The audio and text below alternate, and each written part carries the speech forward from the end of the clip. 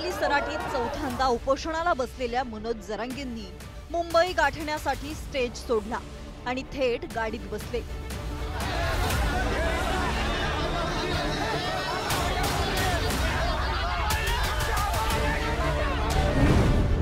मराठा आंदोलकांचा मनोज जरांगेंना रोखण्याचा प्रयत्न सुरू होता, पण आक्रमक झालेले मनोज जरांगे कुणाचंही ऐकण्याच्या मनस्थितीत नव्हते। मुंबईत जाऊन उपमुख्यमंत्री देवेंद्र फडणवीसांचा सागर बंगला गाठण्याचा चंग जरांगेंनी बांधला, कारण त्यांच्यामुळेच ओबीसी प्रवर्गातून आरक्षण मिळत नसल्याचा आरोप मनोज जरांगेंनी केलाय। आता मुंबईला आल्यावर आढेव ना, आढेव तू पोलीस हाताने घाल गोळ्या मला, तू आता पोलिसाच्या हाताने आढेव निघालोय मुंबईला। तुला मराठी काय असते तुला आता दिसते। सागर बंगल्यावर मला हे जर मध्ये मेलो उपोषणाने सागर बंगल्यावर टाका मार ठेव,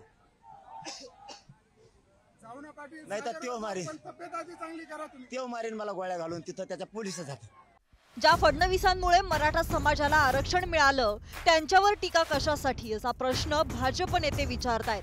तसंच त्यांचा बोलवता धनी कोण आहे अशी शंका देखील भाजप नेते विचारतायत। आता त्यांची नौटंकी तरी बस करावी।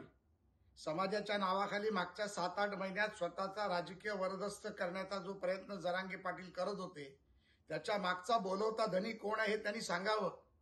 सिल्वर ओक आहे का जालन्यामधील भैया फॅमिली आहे? 10 वेळा सांगितलं होतं की फडणवीसांचं नाव घेऊ नका। ज्या फडणवीसांचे मराठा समाजावरती अनंत उपकार आहेत, त्या फडणवीसांनी मराठा समाजाला आरक्षण दिलं, त्या फडणवीसांचं सारखं सारखं नाव तुम्हाला घ्यायला कोण लावतंय हे आज जनतेसमोर आलंय। नेमकं मनोज जरांगे पाटलांचं जो काय आंदोलन आहे ते कशासाठी आहे? मराठा समाजासाठी आहे की फडणवीस साहेबांच्या नावाने राजकारण करण्यासाठी आहे? आता परत परत विचारण्याची वेळ आलेली आहे की नेमकं ह्यांचे स्क्रिप्ट येतो कुठून आहे? कारण का मराठा समाज राहिला बाजूला, मराठा समाजाचं हित राहिलं बाजूला, तुमचं जे काय सगळे सोयऱ्यांची जी मागणी आहे ती आज नाही तर उद्या सरकार काय ना काहीतरी तोडगा काढण्यासाठी प्रयत्न करेल ना।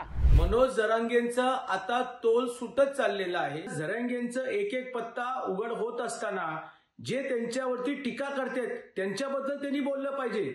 फडणवीस साहेबांच्या वरती वारंवार बोलून जरांगेंच्या मागचा बोलता धनी कोण आहे हे हळूहळू आता बाहेर पडायला लागलेलं आहे। म्हणून मराठा बांधवांनो, जरांगेंची भूमिका जी आहे ती अयोग्य आहे, मराठा द्वेषी आहेत। मनोज जरांगेंनी फडणवीसांवर केलेल्या आरोपांवर बोट ठेवत विरोधी पक्षनेत्यांनी चौकशीची मागणी केली।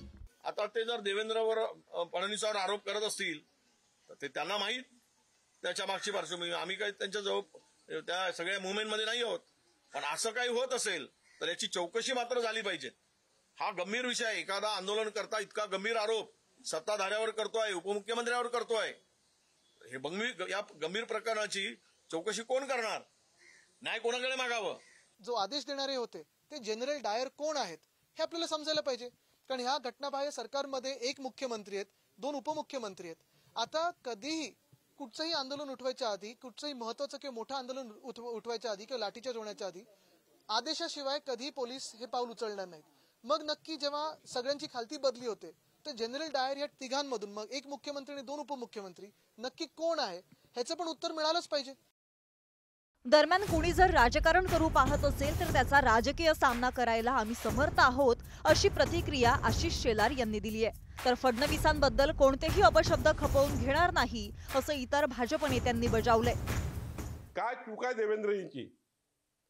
2014 ते 19 मुख्यमंत्री असताना रात्र रात्र जागून देवेंद्रजींनी मराठा आरक्षण दिलं, साक्षीदार आम्ही आहोत। 40 वर्ष ज्यांची सत्ता होती त्यांनी आरक्षण दिले नाही, त्यांना एक शब्द बोलत नाही। देवेंद्रजींनी आरक्षण दिलं, हायकोर्टात टिकवलं, सुप्रीम कोर्टामध्ये उद्धव ठाकरे सरकारने आरक्षण घालवलं, त्याबद्दल जरांगे पाटील एकदा बोलत नाही। दुसरीकडे मुंबईच्या दिशेने निघण्यापूर्वी मनोज जरांगेंनी पत्रकार परिषद घेत जोरदार हल्लाबोल केलाय। पक्ष कुणी फोडले, का फोडले, कसे फोडले, काय म्हणतायत जरांगे पाहूयात। अजित पवार राष्ट्रवादी नाही सोडू शकत, पण ना विलास केला, जेलला जाण्यापेक्षा मध्ये गेलेलं बरं। तो इकडे आला आणि तुम्हाला याच्या पलीकडे सांगतो, शिवसेना सोडताना छगन भुजबळने शिवसेना सोडली आणि वाचवलं शरद पवार।